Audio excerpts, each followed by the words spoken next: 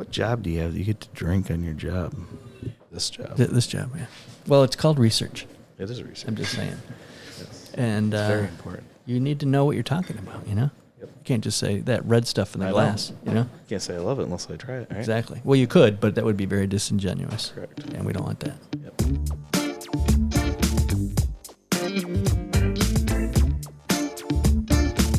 Welcome to What the FLX, your sneak peek into things that are happening in the Finger Lakes region. And we're here at the Keuka Lake Vineyards on the west side of Keuka Lake with Margot Federkiel, the head winemaker and kind of do-it-all person here at the winery today. Renaissance woman. Yeah, very much so. Yeah. Thanks for having us come up today. No, thank you for having me on. Yeah. You're welcome. Yeah, good luck. Yeah, good luck. Well, I want to lead right into it. Like the basic question, why wine for you? Why wine for me? Not just because you like to drink it, but why wine? It's a creative aspect and a farming aspect, you know, taking what grows in a season and make it into something that is an expression of that season. So in a rainy year, the wine is going to express that. It's interesting that, you know, every year the vintage can be different tastes slightly, right? So it's nice, like every year it gives you something to come back and taste something new potentially. So yeah, I mean you have the same wine style every year, but it's never going to be the same, right? I mean, no two you're vintages. Expressing yourself, but you're also expressing the land and the climate and that season, right? Exactly. The no two vintages are the same. Some vintages, like 2020, here in the Finger Lakes, everything got really ripe. You had a very dry year, more of a California growing season. Right. And then in 21, you had a lot of rain. Right. Mm-hmm. And then last year, you know, we had a very late frost in May, mid-May, and that wreaked havoc on a lot of vineyards. Yeah, took a lot of the crop out. Yeah. I think that's one of the things, though, that when you think about wine, people don't, you know, we have so much mass-produced stuff that, you know, when you think about wine and the things that go into it, there's so many variables you can't control. It's never going to be exactly the same. Well, you're in upstate New York, too. No, I mean, that's anywhere where it's going to be that way. springtime and, you know, you might get a snowstorm or frost or you never know. Well, the same happens in California. Right. You know, there were the fires back to back in vintages, and that translates into the wine. Right. Making it, you know, difficult sometimes. And you're not actually from the Finger Lakes region. Where are you from originally? I am a bit of a gypsy. Yeah. Nice. I grew up all over the East Coast and Midwest, and then made my way out to California to go to college, and spent about just under 20 years out there. Oh, nice. And so what brought you here? The wine. Yeah. It's all about the wine. It's all about the wine. That's good. The region is making outstanding wines. Yeah. It's a little bit still not known as well as it should be, but there's just some really fun and interesting projects. The whole scene with the hybrids, really kind of up and coming, doing them in proper wine making styles. Yeah. It's kind of a full circle thing though, right? I mean, because they went to the hybrids like after Prohibition. That seemed to, you know, that's when they started doing that, I think, a little bit. And then now it's also trendy a little bit even to be doing hybrids, but doing it, like you said, in that fine European style, right? Yep. You can make classic wines with hybrids. I mean, I think most people don't realize there's over 3,000 Vitis viniferas. And so most people know Chardonnay, Pinot Noir, Cabernet Sauvignon, Merlot. You know, maybe a couple more Riesling in this region, but people don't realize, like, in Italy, you have Arnis, you have Gave, you have a whole other array. In Spain, you know, I mean, Tempranillo's known, but Xarello and Macabeo, and then you go to Greece, and I couldn't even pronounce those names. But it's interesting, you know, coming up against people with, like, we make dry vignoles. We make dry vignoles in many styles. And people are like, oh, it's going to be sweet. No. No, it doesn't have to be. You know, again, misconception. Same with Rieslings. People are, they're really sweet. No, they can be bone dry to really sweet, but it's just how you And you manipulate it in the winery. And you focus on more of the dry side of wine, right? Oh yeah, Yes. we are very dry style. Our semi-dries are drier than some people's dry around here. Yeah, I'm more on the mid-level sweetness. I do like the sweeter Rieslings, but I have tasted some of your wines before, and I like them. It's getting, I have to get used to it a little, but they are pretty delicious. He's developing his palate. I am. Yeah. I am. Yeah. He has been actually since he started. Yeah. I've been here a few times. Oh, cool. Yeah. Yeah. The wines are, they're fabulous. And I think the thing is, there are so many preconceptions because you hear the word and it's like, there's so many variables, again, that go into making that, like you said, the vignoles. And you also make Leon Merlot. Did I pronounce that right? Yep, Leon Merlot. Which is a beautiful red wine that I think in 2022 was the red wine of New York State Red Wine of the Year. Yep, the 2020 vintage. Yeah.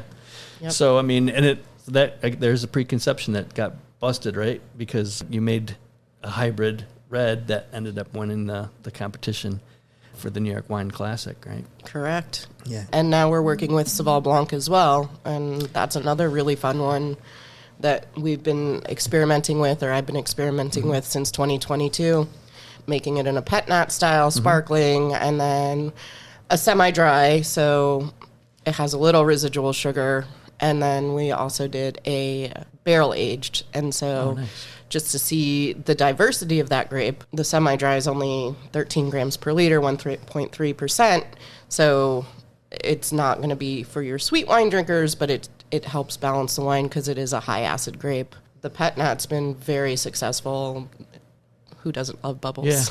Yeah. Well, we were talking prior to coming up here about asking you about the pet nat, because I know that's, again, something that's very popular with the sparkles, the sparkling wines. Can you tell us a little bit about that, the process and what the wine's like?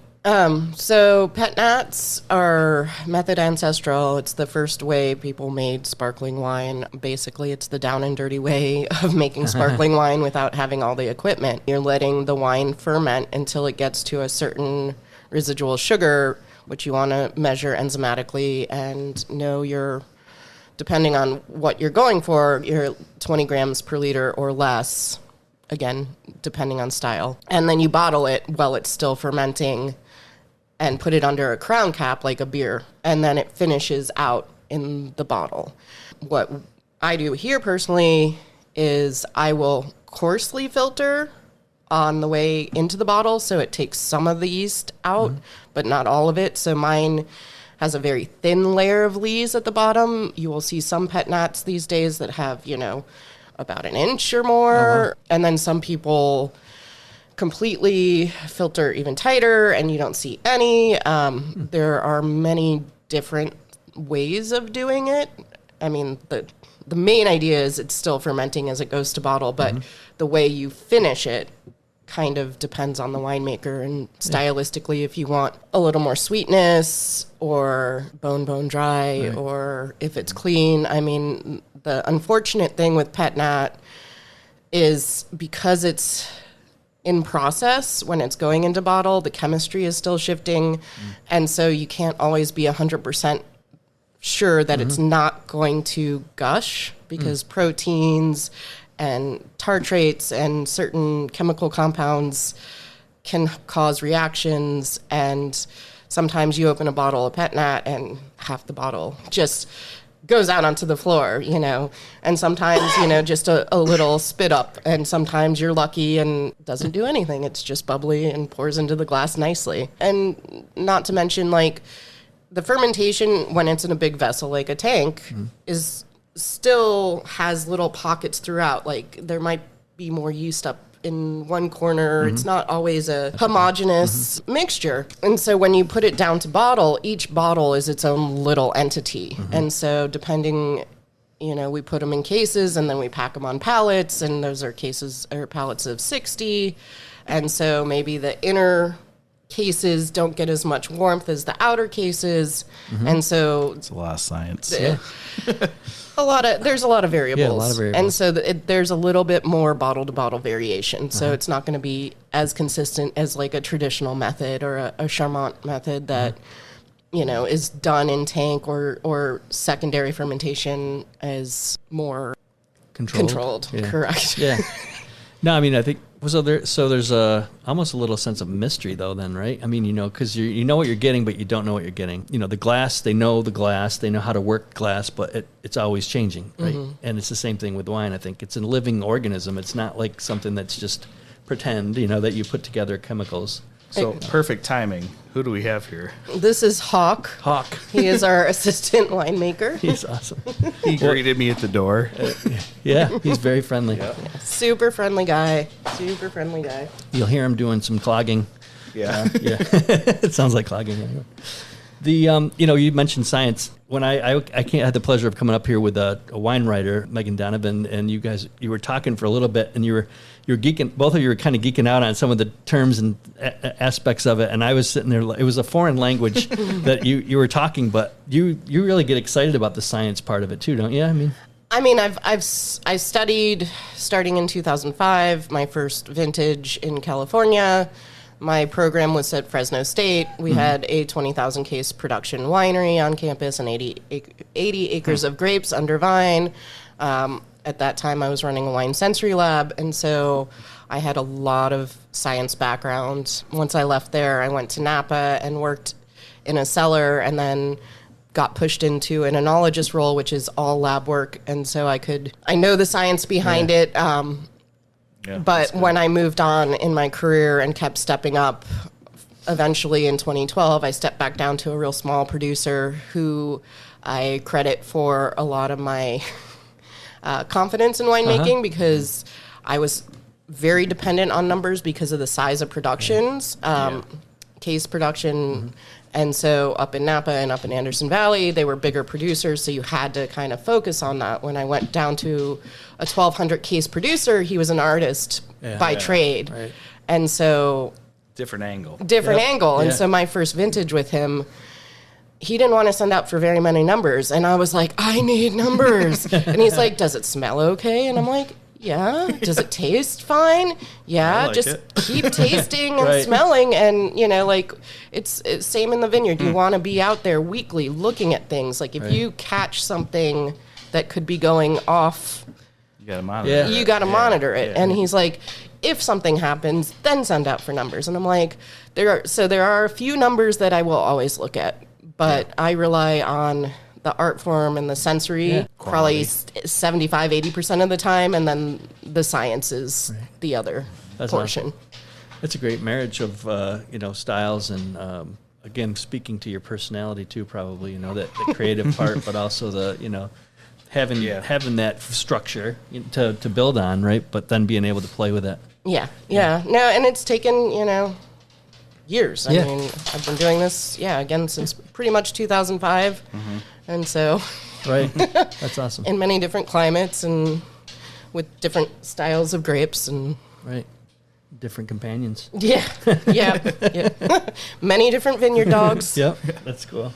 You mentioned the Saval earlier when you're talking about you make wines with the grapes you grow. Can you talk about some of the grapes you grow here, in the vineyards and kind of some of the wines you make with them? Sure. First, and probably most prevalent here in the Finger Lakes, we grow Riesling, planted by the owner, Mel Goldman, in 1998 and continuing to plant through 2005, 6, 7. But there's different blocks in the vineyards of different sites for Riesling. We have vineyards on both the east side and west side of Keuka, and so there's Riesling on both locations.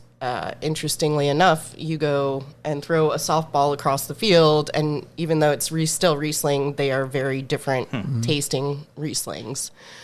We also have a Cabernet Franc block, a couple, Pinot Noir, which is a very small amount, Vignoles, which KLV is known for. We grow them VSP, vertical shoot position, which is different than most places in the Finger Lakes because it's a lot more labor intensive to do it that way, but we can get the Vignole a lot riper, better flavor, and it's a beautiful white wine, especially if you haven't tried it, if you are used to the Riesling and you try that, it's so good and unexpected almost. Yep. Yeah. The one Riesling, the one block has been very successful. It's like an estate Falling Man? Yeah, Falling Man, right? There's two of them. There's Falling Something Man and Evergreen Luck. Evergreen Luck, And yeah. then also 20 Rows, Okay. which is on the east side. Falling Man and Luck are on the west side. Mm-hmm. But that when I said you could throw a ball Yeah. from Falling Man to Luck, and then you taste them side by side, and you're like, whoa, this is How is that possible? two different wines. Right. It's a lot of fun. Falling Man year in year isn't made every year. Same with Luck. Just depends on the vintage and if it really stands out. But over the many years that Keuka Lake has been here, they definitely, Falling Man has been coveted.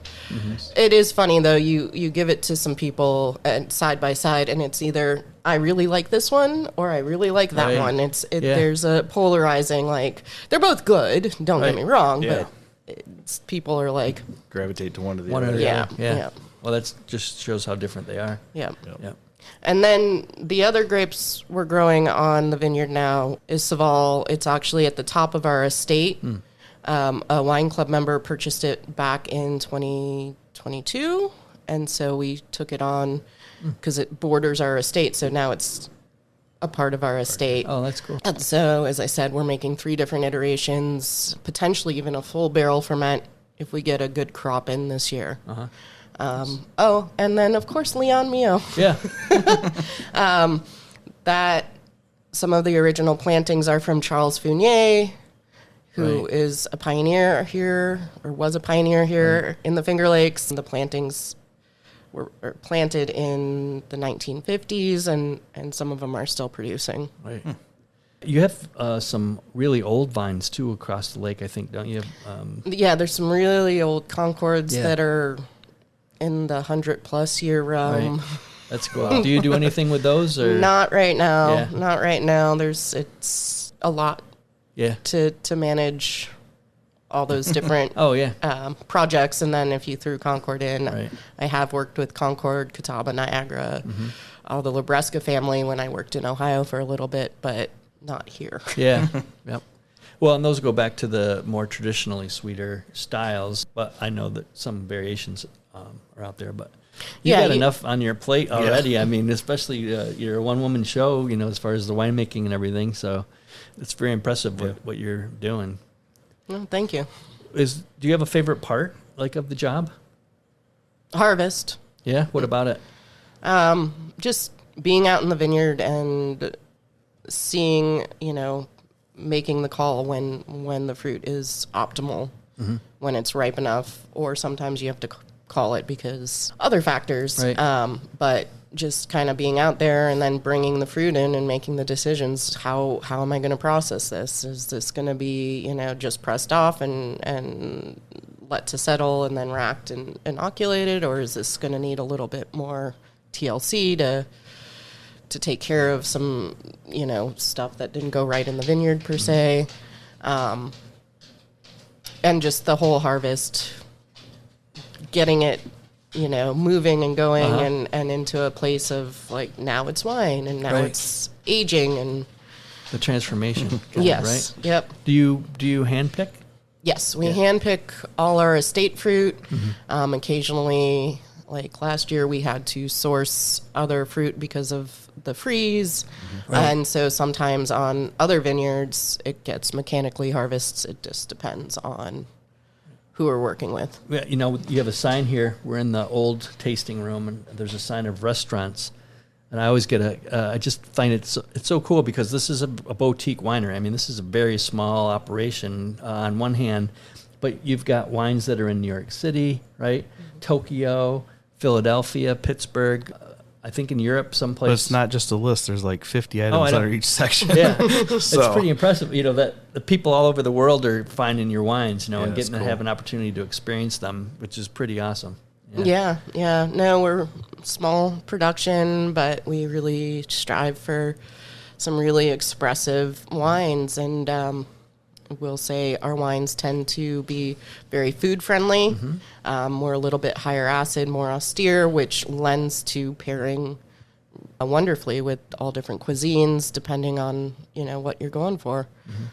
And so, yeah, we have distribution in New York City. We're distributed in Vermont, down in the DC area, and then Japan. Right now, it looks like somebody in London is about to pick us up for our 22 vignoles, Nice. and potentially Leon Malo as well. So, yeah. That's really cool. So she's a gypsy, and so's the wine, right? Yeah. You know? That's awesome. So I want to go a different direction on this. Yeah. We talked about wine, but who is Margot?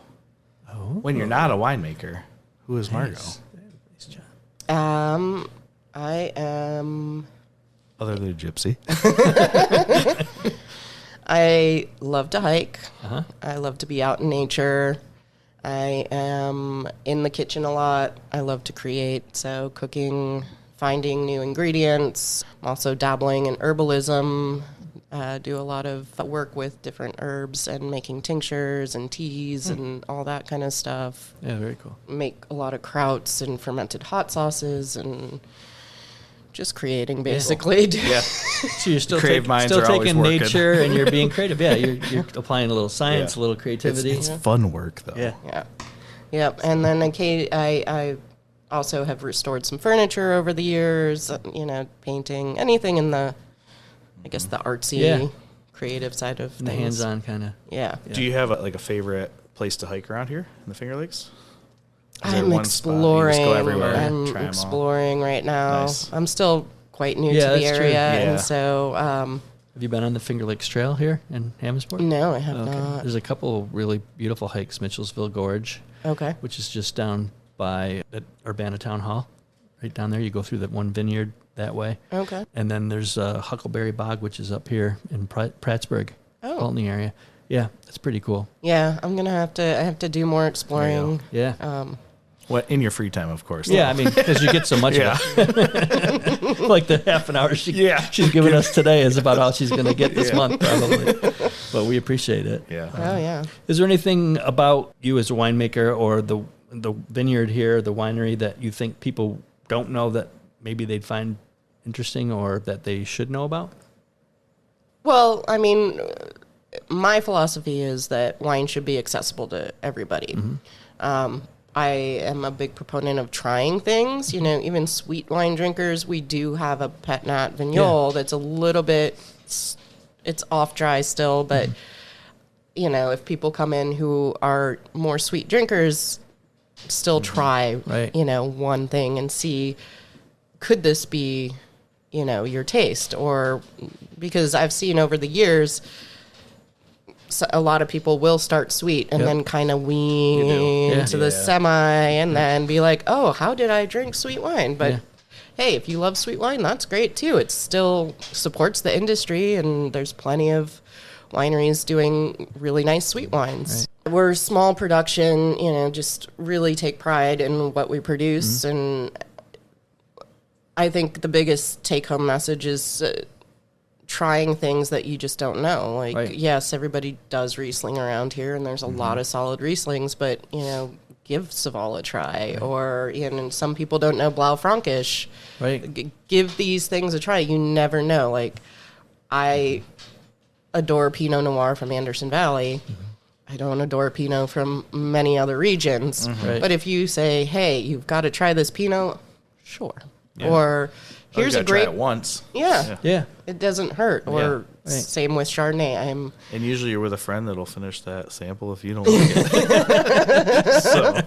And you guys do flights and stuff, so I mean it's perfect. Flights are great for people testing and trying new flavors. And stuff, especially if they are friends or couples or whatever that can share a little bit. Yeah, right now we have 15 wines to choose from. Mm-hmm. You get to choose 5. I think it's $15. It's always nice because you can pick the ones you are more like, I know I'm going to like those ones, but it gives you the opportunity to taste something different without buying a full glass and not liking it or something. But yeah, we also try to give guidance if you don't know what you like, or if you're like, oh, I kind of like one that's more tropical, we can give you suggestions. We make mostly dry and again semi-dry, some sparkling, some reds. Mm-hmm. And so there is generally something for everybody. Red wines in the Finger Lakes are not big California reds, Right. but we are making some really nice medium-bodied red wines at this point. With the climate shifting the way it is, we are getting a little bit riper and able to ripen grapes in vintages that are warm and Ever evolving. ever evolving. Oh, yeah. Fits with the organic part of it. Yeah. Yep. Oh, and our vineyards, we don't spray herbicides.